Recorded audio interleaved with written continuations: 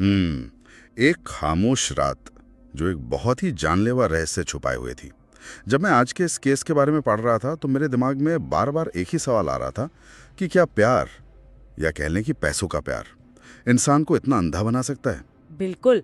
और जून 2015 की उस रात को मुंबई के पुलिस कमिश्नर राकेश मारिया को जो फोन आया था ना, उसने तो जैसे सिस्टम में भूचाल ही ला दिया था। हाँ, वो गुमनाम कॉल जिसमें उस अनजान आवाज ने दावा किया कि 25 साल की शीना बोरा, जो पिछले 3 साल से गायब है, उसकी हत्या उसकी अपनी बड़ी बहन इंद्राणी मुखर्जी ने की है। सही कहा।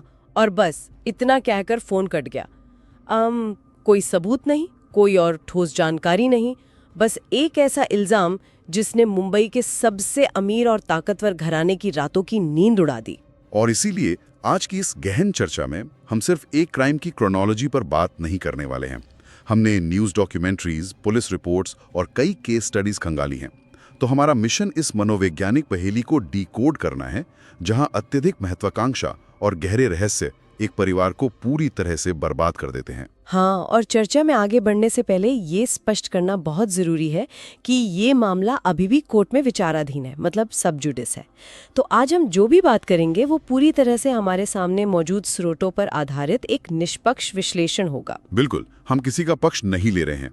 तो ठीक है, आइए इसे विस्तार से समझते हैं। इस कहानी के रिश्ते इतने उलझे हुए हैं कि अगर कोई कौन बनेगा करोड़पति का सवाल बना दे तो शायद जीनियस लोग भी हार जाएं। शीना कौन है, पीटर मुखर्जी कौन है, राहुल, मिखाइल, हाँ, कौन बहन है, कौन बेटी है, ये सब बहुत कंफ्यूजिंग है। वही तो इस उलझन को सुलझाने के लिए हमें सबसे पहले उस दिमाग को समझना होगा जिसने इस पूरी साजिश को रचा। हमें इंद्राणी के अतीत में जाना होगा। अगर हम शुरुआत से देखें तो इंद्राणी का असली नाम परी बोरा था। गुवाहाटी में जन्म हुआ था और जब वो महज 15 साल की थी तभी सिद्धार्थ दास के साथ उसके रिश्ते से शीना का जन्म हुआ। 15 साल की उम्र में? बाप रे। हाँ, और उसके ठीक 1 साल बाद 1988 में मिखाइल का जन्म हुआ। लेकिन देखो, इंद्राणी की महत्वाकांक्षाएं उस छोटे शहर में बंधने वाली नहीं थीं। तो उसने अपनी जिंदगी की एक तरह से रीब्रांडिंग शुरू कर दी। मैं तो इसे ऐसे ही देखता हूँ जैसे कोई कॉर्पोरेट कंपनी अपने पुराने प्रोडक्ट को पूरी तरह से मार्केट से हटा देती है ना, अपनी नई इमेज बनाने के लिए। बिल्कुल वैसे ही। सही एनालॉजी है। 1990 में वो अपने दोनों छोटे बच्चों और सिद्धार्थ को गुवाहाटी में अपने माता पिता के पास छोड़कर कोलकाता चली गई, एक नई पहचान बनाने के लिए। बिल्कुल। वहां उसने संजीव खन्ना नाम के बिजनेसमैन से शादी की, जिससे उनकी एक बेटी हुई, विधि। लेकिन वो वहां भी नहीं रुकी। 2001 में वो मुंबई आई, मीडिया टाइकून पीटर मुखर्जी से मिली और 2002 में उनसे शादी कर ली। तो इस सब का असल में क्या मतलब है? मतलब उसने अपना अतीत पूरी तरह मिटा दिया था? हाँ, लेकिन एक पेंच है।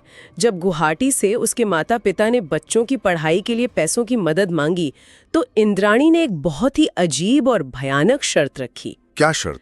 उसने कहा कि वो शीना और मिखाइल का खर्च तभी उठाएगी जब वे दुनिया के सामने और खास तौर पर पीटर के सामने उसे अपनी माँ नहीं बल्कि बड़ी बहन कहेंगे। क्या बात कर रहे हो? मतलब एक माँ अपने ही बच्चों से उनकी पहचान छीन रही है? कोई इस हद तक कैसे गिर सकता है? अगर हम इसे बड़े परिप्रेक्ष्य से जोड़ें तो यहाँ अत्यधिक महत्वाकांक्षा का सबसे डार्क रूप दिखता है। जब स्टेटस और पावर आपके लिए सब कुछ बन जाए ना, तो इंसान खुद को भावनात्मक रूप से डिटैच कर लेता है। इंद्राणी ने अपनी जो परफेक्ट दुनिया बसाई थी, उसे बचाने के लिए उसने अपने ही खून के रिश्तों की बलि चढ़ा दी। और यही झूठ जो इतने सालों से टिका हुआ था, वो तब खतरे में पड़ गया जब कहानी में पीटर मुखर्जी के बेटे राहुल की एंट्री होती है। हाँ, 2008 में जब राहुल और शीना की मुलाकात होती है। बिल्कुल। अब दुनिया की नजर में तो वे सौतेले मौसी और भांजे थे, लेकिन असल में वे दोनों पीटर और इंद्राणी के बच्चे थे जिनमें खून का कोई रिश्ता नहीं था। तो स्वाभाविक रूप से वो एक दूसरे से प्यार करने लगते हैं। और इंद्राणी इस रिश्ते के सख्त खिलाफ थी। स्रोतों के अनुसार इसके 2 बहुत बड़े कारण थे। पहला तो संपत्ति। अगर राहुल और शीना की शादी होती है तो पीटर की करोड़ों की संपत्ति का एक बड़ा हिस्सा उन दोनों को चला जाएगा। इंद्राणी चाहती थी कि सब कुछ उसकी बेटी विधि को मिले। लेकिन अगर बात सिर्फ पैसों की थी तो वो पीटर को सच बताकर राहुल को संपत्ति से बेदखल करवा सकती थी। बात कुछ और भी थी, है ना? हाँ, दूसरा और सबसे बड़ा कारण, शीना बार बार धमकी दे रही थी कि अगर इंद्राणी ने उन्हें अलग करने की कोशिश की तो वो दुनिया को सच बता देगी कि वो उसकी बहन नहीं बेटी है। यहाँ बात सच में बहुत दिलचस्प हो जाती है, क्योंकि मैंने स्रोतों में पढ़ा कि पीटर और इंद्राणी ने सिंगापुर में शीना के नाम से 900 करोड़ रुपए के खाते भी खोले थे। बिल्कुल, ये अक्सर कॉर्पोरेट धांधलियों में होता है, टैक्स या स्टेक होल्डर्स से पैसा छुपाने के लिए। उन्हें लगा शीना उनके कंट्रोल में है, लेकिन जब शीना को अपनी ताकत का एहसास हुआ तो उसने पैसे वापस करने के बदले एक 3 BHK फ्लैट और एक डायमंड रिंग की मांग कर दी। मतलब बाजी पूरी तरह पलट चुकी थी। लेकिन एक सेकंड, 2008 में तो वॉल स्ट्रीट जर्नल ने इंद्राणी को टॉप 50 बिजनेस वुमेन की लिस्ट में 41वें नंबर पर रखा था ना। इतनी पावरफुल होकर वो सिर्फ एक सच से इतनी असुरक्षित क्यों महसूस कर रही थी? क्योंकि झूठ की इमारत बहुत कमजोर होती है। नियंत्रण खोने का डर इंसान को पागल कर देता है। उसे लगा कि उसका पूरा रुतबा एक झटके में खत्म हो जाएगा, और इसी डर ने उसे उस खौफनाक मास्टर प्लान की तरफ धकेला। 24 अप्रैल 2012 की वो रात। हाँ, जब उसे लगा कि शीना और राहुल की सगाई के बाद अब सब कुछ उसके हाथ से निकल चुका है। इस प्लान में उसने अपने पूर्व पति संजीव खन्ना और अपने ड्राइवर श्यामवर राय को शामिल किया। संजीव खन्ना को उसने ये लालच दिया कि शीना हटेगी तो सारी संपत्ति उसकी बेटी विधि को मिलेगी, लेकिन ड्राइवर को उसे सिर्फ 5 लाख रुपए का लालच दिया गया। सिर्फ 5 लाख?